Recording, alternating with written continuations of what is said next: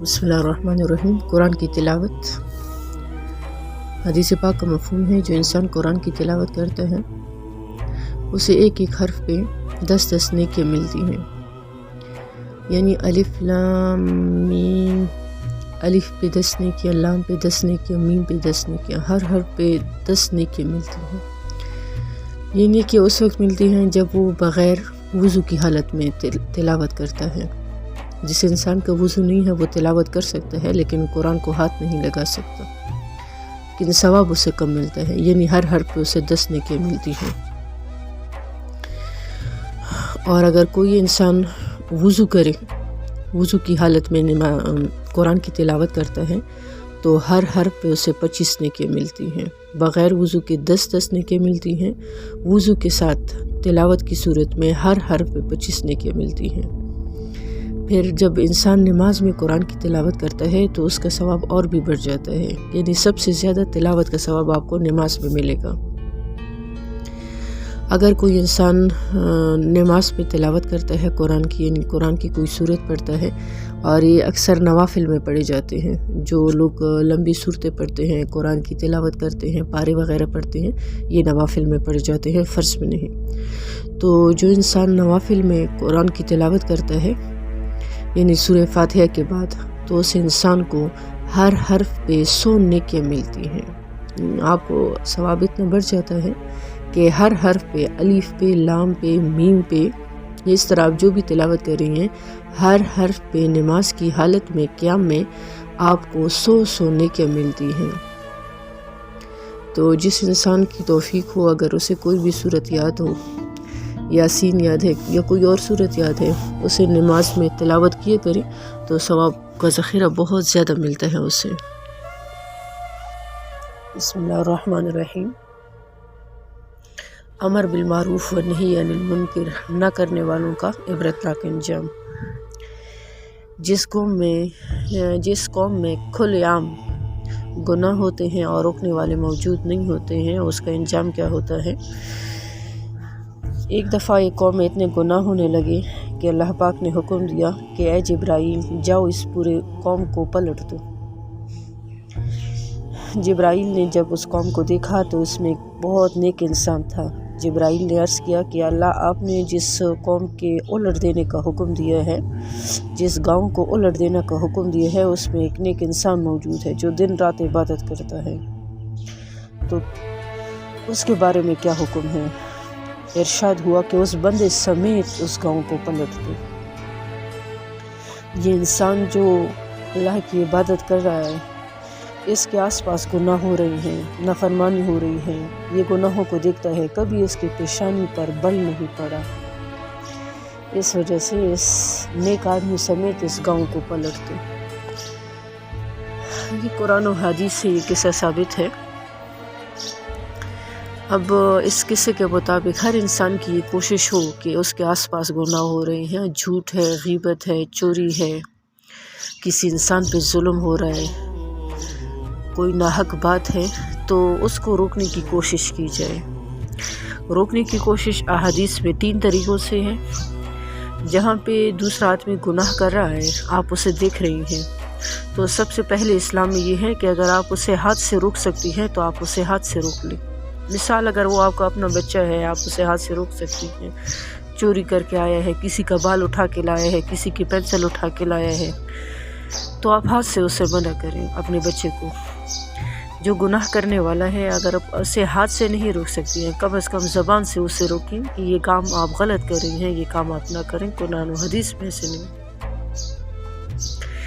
اور اگر آپ فوراً اسے ٹوک نہیں سکتی ہیں، فوراً اسے زبان سے روک نہیں سکتی ہیں، تو دعوت کے ذریعے اسے فرینڈ شپ کریں، اسے نماز کا عادی بنائیں، پھر باتوں باتوں میں اسے حدیث سنائیں۔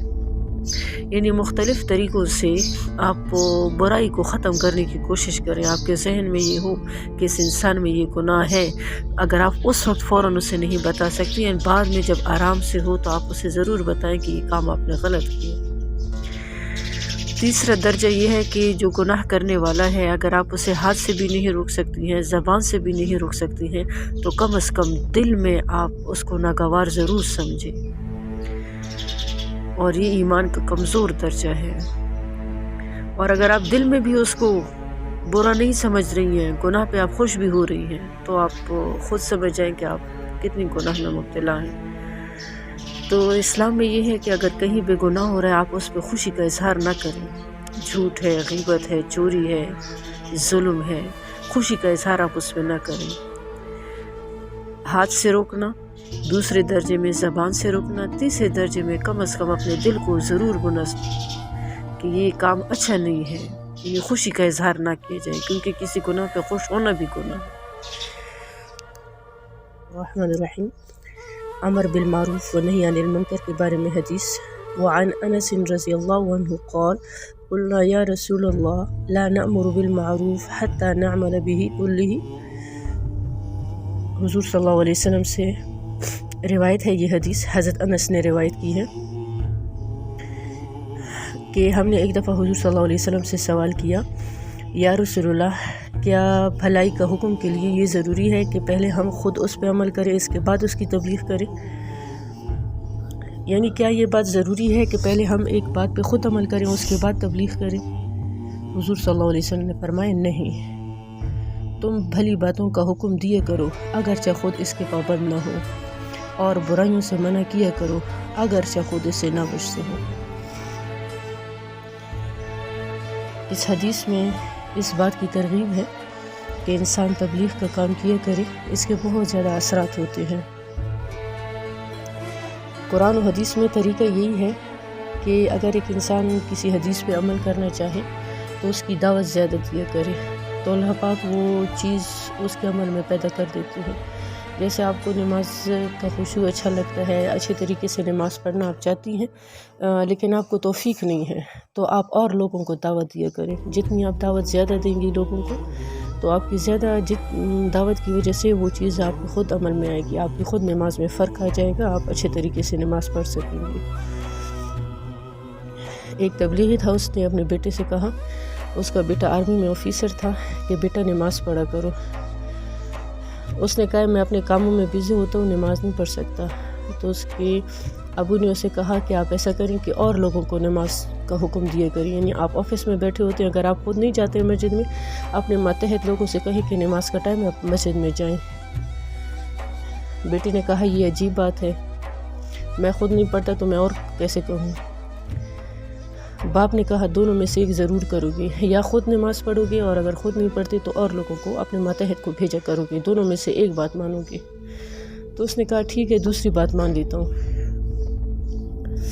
3 دن کے بعد اس کے والد آئے تو اس کے ہاتھ میں تسبیح تھی اور اس کے سر پہ ٹوپی تھی۔